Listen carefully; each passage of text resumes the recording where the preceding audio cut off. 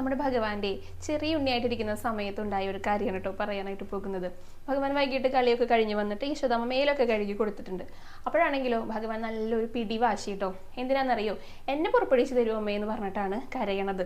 അത് നന്നായി ഒരുക്കി കൊടുക്കാനാണ് പറയണത് കേട്ടോ. അങ്ങനെ യശോദാമ്മ അതൊക്കെ ആ സങ്കടമൊക്കെ ഒന്ന് മാറിക്കോട്ടെ എന്ന് വിചാരിച്ചിട്ട് ഇപ്പോൾ ഉറങ്ങാനാണ് പോണത്. ആ സമയത്താണ് ഈ പുറപ്പെടിക്കാൻ പറയണതേ. നല്ല ഭംഗിയിൽ കണ്ണൊക്കെ എഴുതി കൊടുത്തു, പുരിയൊക്കെ എഴുതി കൊടുത്തു, പൊട്ടൊക്കെ തൊട്ട് കൊടുത്തു, പീലി തിരുമുടിയൊക്കെ നല്ല ഭംഗിയായിട്ട് ഒന്നും കൂടെ ഒന്ന് മുറുകെ കെട്ടിവെച്ചു, പട്ടുകോണകൊക്കെ ചുറ്റി കൊടുത്തു. അപ്പോൾ ഭഗവാൻ പറഞ്ഞു, എനിക്ക് ഉത്തരീയം വേണം എന്ന് പറഞ്ഞു. അതേപോലെ തന്നെ ഈ മഞ്ഞ പട്ട് വേണം, പട്ട് ചുറ്റണം എന്ന് പറഞ്ഞു കേട്ടോ, പീതാംബരം അതൊക്കെ പുതിയത് തന്നെ വേണം എന്ന് പറഞ്ഞു. എന്നാൽ ശരി, ഉണ്ണിയുടെ ആഗ്രഹമല്ലേ എന്ന് പറഞ്ഞാൽ പുതിയ പീതാംബരമൊക്കെ ചുറ്റിക്കൊടുത്തു, കഴുത്തിലൂടെ ഉത്തരിയൊക്കെ അണിഞ്ഞു കൊടുത്തു. പിന്നെ കൈവളകളും തോൾവളകളൊക്കെ അണിഞ്ഞിട്ടോ, കാൽത്തളയൊക്കെ അണിഞ്ഞിട്ടുണ്ട്, അരയിലേക്ക് ഇങ്ങനെയൊക്കെ കെട്ടി, പിന്നെ ധാരാളം മാലകളൊക്കെ ഇട്ടുകൊടുത്തു. അപ്പോഴാണ് നല്ല സന്തോഷമായത്. അല്ല ഉണ്ണി, ഇനി നീ എങ്ങടാ പോണേന്ന് ചോദിച്ചു. അല്ല, ഞാൻ ഉറങ്ങാൻ പോണ സമയത്താണ് ഇതൊക്കെ കാണിക്കണം എന്ന് പറയണതേ. ഇത് എന്തിനു വേണ്ടിയിട്ടാണെന്നറിയോ? സാധാരണ ഭഗവാനെ രാവിലെ അങ്ങനെ പ്രത്യേകിച്ച് ആരും കാണാൻ വരില്ല. വൈകിട്ട് കിടന്നുറങ്ങുന്ന സമയത്തെ ദേവന്മാരൊക്കെ ഭഗവാനെ കാണാനായിട്ട് വരും. ബ്രഹ്മാവ് വരും, മഹാദേവൻ വരും, ഇന്ദ്രൻ വരും, വരുണൻ, അഗ്നി, ലോകപാലന്മാരെ, അങ്ങനെ എല്ലാവരും ഭഗവാനെ കാണാനായിട്ട് വരും. ആ വരുന്ന സമയത്ത് വേഷമൊന്നും നല്ല ഭംഗിയില്ലാതിരുന്നു കഴിഞ്ഞാൽ അതൊക്കെ കുറച്ചിലല്ലേ. അപ്പം നല്ല ഭംഗിയായിട്ട് ഒരുങ്ങി സുന്ദര കുട്ടപ്പനായിട്ടിരിക്കണ്ടേ? അതിന് വേണ്ടിയിട്ടാണ് യശോദാമ്മയുടെ അടുത്ത് ഇങ്ങനെ പറയണത്, ഒരുക്കി തരൂ അമ്മയെന്ന് പറഞ്ഞിട്ട്. അങ്ങനെയുള്ള ബഹളാണ് കേട്ടുകൊണ്ടിരിക്കണതേ.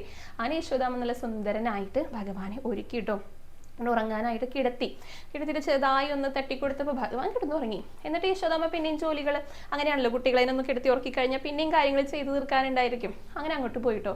അപ്പോൾ ആ സമയത്താണ് ബ്രഹ്മാവും എല്ലാവരും എത്തിയിട്ടുണ്ട്. ഭഗവാനാണെങ്കിൽ ബ്രഹ്മാവേ വന്നല്ലോ, വരൂ, ഇരിക്കൂ, എൻ്റെ വലത് ഭാഗത്തിരിക്കൂ, മഹാദേവൻ ഇടത് ഭാഗത്തിരിക്കും, ഇന്ദ്രൻ വന്നിട്ടുണ്ടല്ലേ, അഗ്നി ഞാൻ കണ്ടു കേട്ടോ എന്നൊക്കെ പറഞ്ഞിട്ട് എല്ലാവരെയും സ്വീകരിച്ചിരുത്തി എന്തൊക്കെയുണ്ട് വിശേഷങ്ങൾ, എല്ലാ കാര്യങ്ങളൊക്കെ ഭംഗിയായിട്ടല്ലേ നടക്കണമെന്നൊക്കെ ഇങ്ങനെ ചോദിച്ചുകൊണ്ടിരിക്കുക. അങ്ങനെ യശോദാമ്മയാണെങ്കിലോ കുറച്ച് നേരം കഴിഞ്ഞപ്പോൾ എന്തൊക്കെയോ ശബ്ദം കേൾക്കണു, ഇങ്ങനെ പിറുപിറുക്കണ പോലെ. അങ്ങനെ ഉണ്ണിയുടെ അടുത്ത് വന്ന് നോക്കിയപ്പോഴേ ഉണ്ണി കിടന്നിട്ട് ഇങ്ങനെ പറയാണ്, ബ്രഹ്മാവേ വരൂ, ഇരിക്കൂ, വിശേഷങ്ങളൊക്കെ ചോദിക്കണത് യശോദാമ്മ കേൾക്കുകയാണ്. ഭഗവാന് മാത്രമല്ലേ അറിയുള്ളൂ താൻ ആരോടാ സംസാരിക്കണമെന്ന്. യശോദാമ്മയ്ക്ക് അറിയില്ലല്ലോ. യശോദാമ്മ വിചാരിച്ചത് ഉണ്ണി എന്തെങ്കിലുമൊക്കെ പിച്ചുമ്പേയും രാത്രി കുട്ടികൾ ഇങ്ങനെ പറയൂലോ, അങ്ങനെയാണെന്നാ വിചാരിച്ചത്.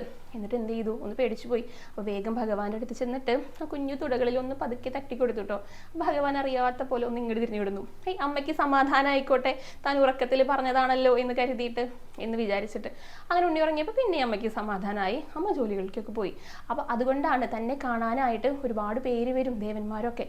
അതുകൊണ്ടാണ് ഇത്രയും നന്നായിട്ട് പുറപ്പെടിക്കണം എന്ന് ഉണ്ണിയമ്മയുടെ അടുത്ത് പറഞ്ഞിട്ടുണ്ടായിരുന്നത്.